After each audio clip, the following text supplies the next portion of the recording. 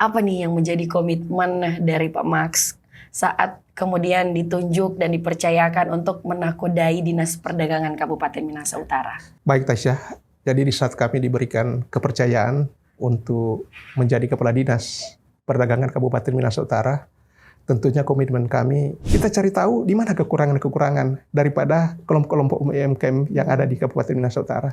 Dan ternyata banyak kekurangan ya, kami dapati banyak kekurangan. Salah satu di antaranya itu. Apa kira-kira yang menjadi peran dan langkah-langkah yang diambil oleh Dinas Perdagangan untuk tentunya kemudian membantu pengendalian inflasi di Kabupaten Minahasa Utara khususnya? Jadi baik Tasya, jadi Dinas Perdagangan ini tidak berdiri sendiri. Jadi kita bekerja sama dengan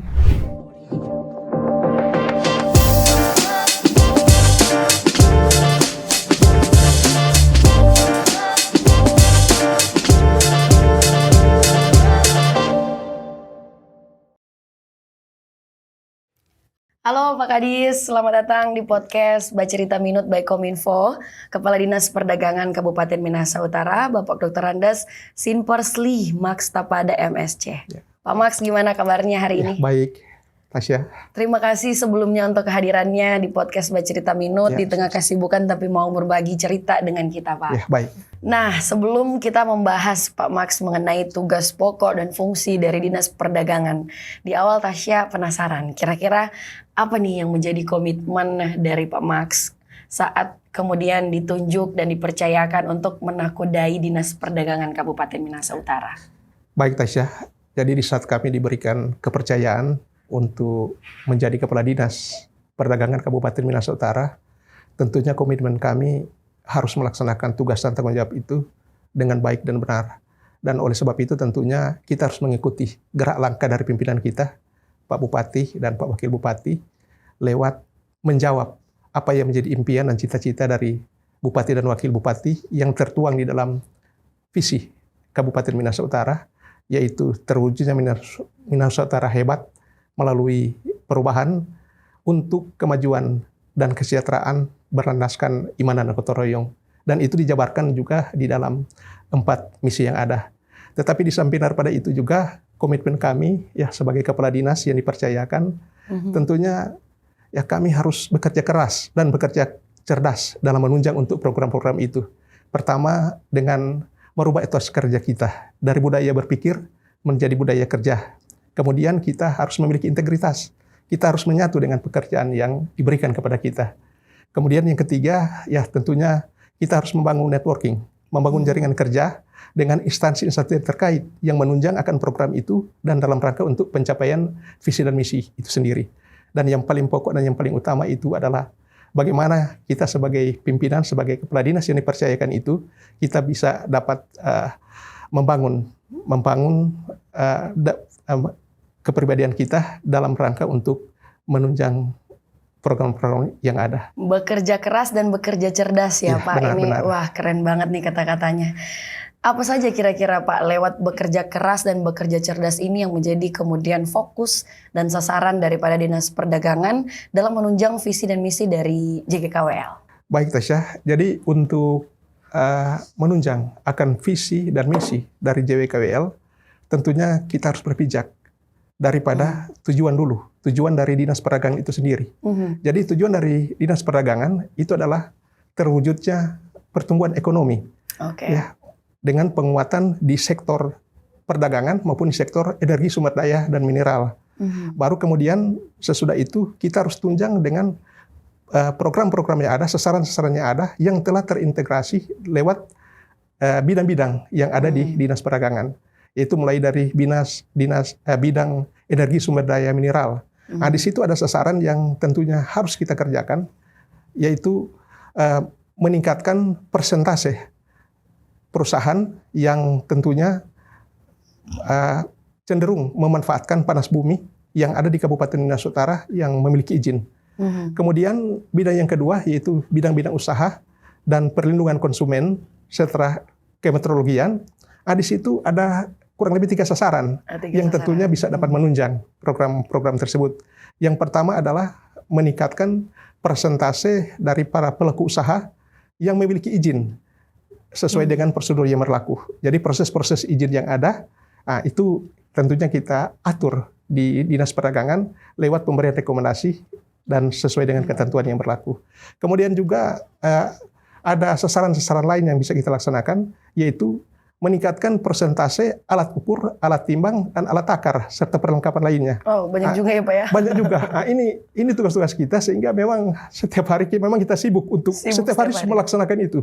Untuk melaksanakan takar di pasar, takar sesuai dengan permintaan di pom bensin, dan lain sebagainya. Dan termasuk juga di jembatan timbang, ya kita berusaha untuk melayani sekuat tenaga dengan kelengkapan-kelengkapan dan alat yang ada di Dinas Perdagangan. Kemudian yang berikut juga kita meningkatkan cakupan daripada bina kelompok perdagangan yang ada di Kabupaten Minas Utara. Oh, ada bina kelompok perdagangan juga, Pak? Iya, bina kelompok perdagangan yang di dalamnya itu adalah UMKM yang ada. Kemudian di bidang yang ketiga itu distributor perdagangan dan pengembangan ekspor. Nah, ini yang sebenarnya memegang peranan penting di dalam rangka untuk menunjang sasaran visi dan misi yang ada, karena di situ ada dua sasaran yang memang ya sangat boleh dikatakan sangat memegang peranan penting di Kabupaten Minas Utara.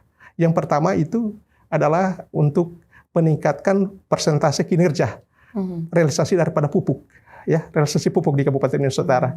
Apalagi sekarang ini terjadi ya musim kemarau yang cukup panjang, yang jelas itu kebutuhan pupuk dari masyarakat itu berkurang dibandingkan dengan tahun sebelumnya. Kalau tahun sebelumnya itu justru kebutuhan dari petani terhadap pupuk itu banyak. Tetapi ketersediaan kurang. Nah, ini kita yang nantinya kita akan mengukur kinerja kita lewat realisasi daripada penyerapan pupuk di kelompok masyarakat yang ada atau kelompok para petani yang ada. Kemudian yang berikut yaitu kita akan meningkatkan nilai ekspor.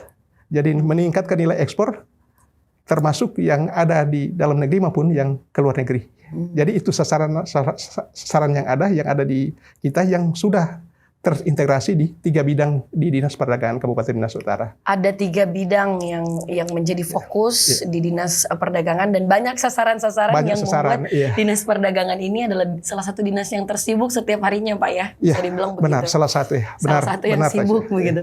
Nah, kalau terkait dengan program kerja dari Dinas Perdagangan Pak di tahun 2021 sampai 2023 atau di masa kepemimpinan dari JGKWL ini, kira-kira apa saja yang sudah direalisasikan programnya dan apa yang sudah sementara dikerjakan tahun ini? Jadi baik Tasya, jadi untuk program-program yang kita laksanakan itu tidak bisa lari dari sasaran-sasaran yang ada, karena itu merupakan bagian dari target indikator pencapaian visi dan misi yang ada. Jadi yang pertama itu kalau kita uraikan, mulai dari bidang yang pertama, bidang energi sumber daya mineral, yang sasarannya itu adalah meningkatkan persentase perusahaan yang memanfaatkan panas bumi, itu kita melaksanakan pengawasan. Kita melaksanakan pengawasan sekaligus memfasilitasi pembuatan rekomendasi. Jadi perlu diketahui, Taisyah, di Minas Utara itu kita ada 3 sumber air panas yang sudah kita awasi. Di mana aja itu, Pak? Iya. Jadi bukan saja ada di Laendong, bukan ada di Tondano, tetapi di Minas Utara juga ada. Jadi di Kecamatan Likupan Timur ada 2. Jadi di Kampung Ambon itu ada sumber air panas, ya, dan itu sudah mulai dipergunakan oleh masyarakat. Tetapi di Likupan Timur juga ada di Desa Bineru, tepatnya di Hotel Paradise, Hotel Kasawayu, dan itu sudah dimanfaatkan. Dan tentunya lewat sumber air panas yang ada itu bisa memberikan keuntungan bagi daerah karena itu merupakan pajak hiburan dan itu mereka wajib membayar pajak. Di samping itu pula ada di Kecamatan Kelawat, yaitu tepatnya di Desa Kaleosan, ya, Desa Kaleosan, tepatnya di aliran air. Itu sudah dilakukan, ya boleh dikatakan survei dari PT Pertamina, tetapi lewat geotermal yang ada. Mudah-mudahan itu dijadikan suatu tempat yang bisa dapat diolah, yang bisa dijadikan sebagai sumber panas, sumber listrik, ya ada di Kabupaten Minas Utara dan Sulawesi Utara, dan tentunya itu akan menunjang kesejahteraan masyarakat karena itu akan meningkatkan pendapatan bagi daerah kita yang kita cintai ini. Wow, menarik sekali nih Pak. Nah, kalau kita berbicara tahun ini, program kerjanya kira-kira apa saja Pak? Jadi untuk tahun ini, jadi kita tidak lepas dari program-program sebelumnya. Karena 6 sasaran ini memang kita harus capai. Berkesinambungan dari tahun sebelumnya. Berkesinambungan dari tahun sebelumnya, dari tahun 2021. Jadi saya ambil contoh misalnya yang pertama tadi ya menyangkut peningkatan persentase dari bidang bina perdagangan, bina usaha dan pengembangan perlindungan alat ukur. Itu ada beberapa program yang kita laksanakan. Salah satu di antaranya adalah kita melaksanakan pengukuran penakaran di pasar-pasar maupun di tempat-tempat yang lain. Kalau dari tahun 2021 itu kalau misalnya untuk izin saja untuk izin toko modern izin toko modern yang kita keluarkan rekomendasi dari tahun 2021 itu ada sampai tahun 2021 ada 69 toko modern ya yang kita keluarkan rekomendasi. Kemudian tahun 2022 ada 7 kita keluarkan rekomendasi. Target kita di tahun 2023 itu adalah 7. Tetapi capaian sampai sekarang itu sudah 9 toko modern. Sudah melebihi target. Iya. Dan itu ada di dalam sasaran. Kemudian juga menyangkut alat ukur, takar dan timbang. Ya, di tahun 2021 target itu sudah boleh dikatakan melebihi 100 mencapai 132. Tahun 2022 itu ada 170. Dan tahun dan tahun sekarang itu sudah ada sekitar 180-an ya. Jadi melampaui target. Meningkat pesat justru. Meningkat pesat untuk alat ukur. Kemudian untuk bina kelompok bina kelompok itu, cakupan bina kelompok itu. Jadi saya akui memang kita bergerak tanpa dana. Tetapi kita berusaha untuk bagaimana untuk mencapai sasaran-sasaran tersebut. Jadi di bulan lalu ada 40 UMKM yang kita kumpul untuk melaksanakan kurasi. Kita bermitra dengan Alfamart dan lain sebagainya, kita manfaatkan itu dengan Alfamart. Kemudian kita cari tahu di mana kekurangan-kekurangan daripada kelompok-kelompok UMKM yang ada di Kabupaten Minahasa Utara. Dan ternyata banyak kekurangan kami dapati banyak kekurangan. Salah satu di antaranya itu menyangkut proses perizinan dan administrasi yang ada. Yang kami dapati lewat kurasi yang ada, pertama PIRT, produk rumah tangga pangan industri rumah tangga. Pangan industri rumah tangga itu rata-rata belum ada. Dan kita fasilitasi, ternyata itu nggak susah. Kita fasilitasi. Kita kerjasama dengan Dinas Kesehatan, kita kerjasama dengan PTSP, dan kita fasilitasi untuk itu. Dan ternyata itu mereka sudah mengurus PRT. Berarti mereka sudah naik kelas. Kemudian 1 minggu selanjutnya kita panggil lagi. Kita undang dari Kemenkumham, kita undang dari Balai POM untuk mengurus surat-surat tersebut. Bagaimana untuk mengurus surat tersebut. Dan lewat komunitas mereka saling boleh dikatakan saling berkomunikasi bagaimana untuk mandiri membantu. Juga bisa dikatakan. Bisa mandiri. Untuk itu. Tetapi setidaknya pemerintah Kabupaten Minahasa Utara lewat kepemimpinan JBKWL tentunya kita akan mensupport itu. Dalam waktu dekat juga kita akan berupaya untuk kepengurusan hak cipta. Sehingga kelas mereka bisa meningkat. Jadi hal-hal itu yang memang kita laksanakan dan itu tentunya sasarannya itu dalam rangka untuk pertumbuhan ekonomi masyarakat yang ada di Kabupaten Minahasa Utara sesuai dengan tujuan dari Dinas Perdagangan. Betul, itu berarti kalau kita melihat program kerja dari Dinas Perdagangan Kabupaten Minahasa Utara dari tren tahun ke tahun yang Bapak jelaskan tadi itu terjadi peningkatan bahkan melewati target Pak yang sudah ditentukan begitu. Nah, kalau kita berbicara mengenai Dinas Perdagangan, erat kaitannya juga dengan inflasi Pak Kadis Nah, kalau kita melihat di lapangan saat ini sedang terjadi kenaikan di beberapa bahan pokok. Benar. Sehingga ini menyebabkan kenaikan inflasi Pak Kadis Apa kira-kira yang menjadi peran dan langkah-langkah yang diambil oleh Dinas Perdagangan untuk tentunya kemudian membantu pengendalian inflasi di Kabupaten Minahasa Utara khususnya? Jadi baik Taisha, jadi Dinas Perdagangan ini tidak berdiri sendiri. Jadi kita bekerja sama dengan tim pengendali inflasi daerah. Ada tim kita. Di Minut ada tim pengendali sendiri inflasi daerah. Tetapi ada juga yang dilaksanakan secara, boleh dikatakan secara personal dari Dinas Perdagangan. Jadi setiap hari kita mengutus orang. ke pasar untuk mensurvei harga pasar. Itu yang kita lakukan untuk menanggulangi inflasi. Jadi kita survei di 5 pasar yang ada di Kabupaten Minahasa Utara, kita melihat di situ, kita pelajari di situ. Jadi harga-harga yang indeks pertumbuhan harga cukup tinggi, itu yang tentunya akan dijadikan bahan diskusi dan kita akan cari solusi bagaimana untuk mengatasi itu sehingga inflasi itu bisa dapat terkendalikan. Nah, kemudian setiap hari Senin juga kita mengikuti rakor nasional yang dipimpin langsung oleh Pak Menteri Dalam Negeri, Pak Jenderal Tito Karnavian. Nah, di situ ada gambaran-gambaran menyangkut perkembangan inflasi yang ada.